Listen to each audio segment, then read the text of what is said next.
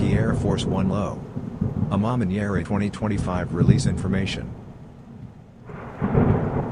Fans will be on the lookout for the 7th and final release of the new Air Force 1 Low in a black colorway, which was first thought to include 6 different footwear. This blacked-out version has a sleek and opulent vibe because it is made of high-quality leather.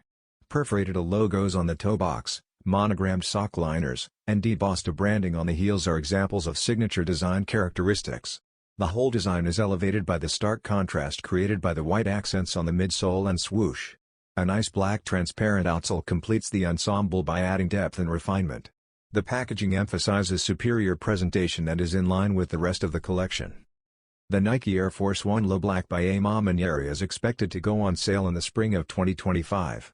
This pair, which comes in women's sizes, will cost $150 at retail.